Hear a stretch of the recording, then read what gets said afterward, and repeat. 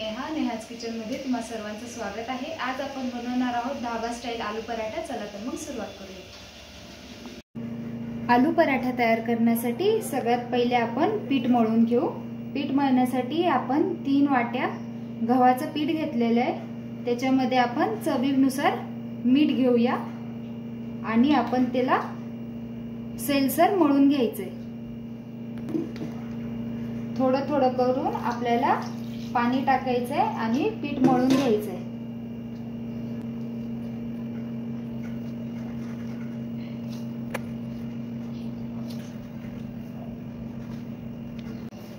आपलं पीठ व्यवस्थित मळलं गेलेलं आहे।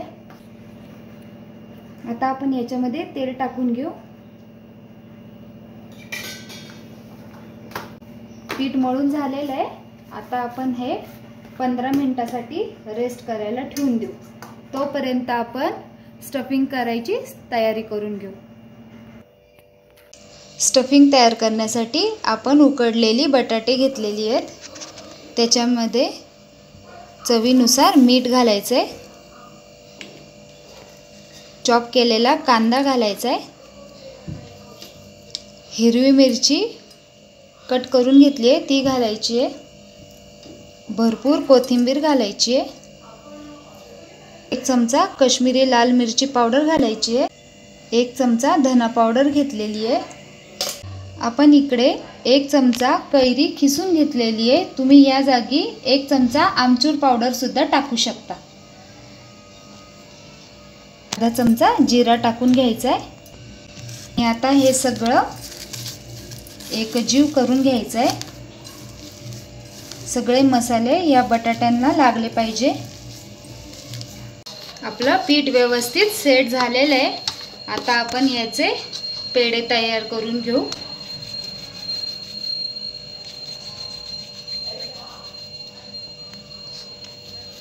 एवढ्या साईजचे आपण पेढे तयार करून घ्यायचे।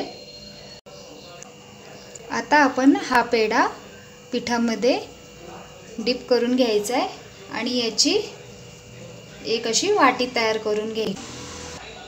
आता आपण हे सारण या वाटीमध्ये भरायचं आहे आणि व्यवस्थित कोट करून घ्यायचं आहे। वरती येणारं एक्स्ट्राचं पीठ आपण काढून घेऊया। आता हे लाटायला घेऊ।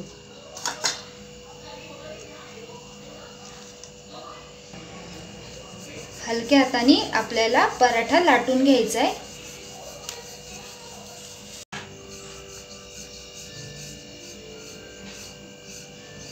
पराठा आपला लाटून झालेला आहे। आता आपण हे शेकायला घेऊ। तवा आपला गरम झालेला आहे। आता आपण हा पराठा टाकून घेऊ। आता आपण पराठ्याला पलटी मारून घेऊया।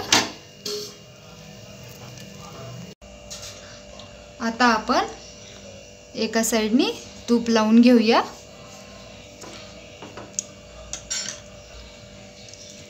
आता आपण याला पलटी मारून घ्यायची आणि दुसऱ्या बाजूनेही तूप लावून घेऊया।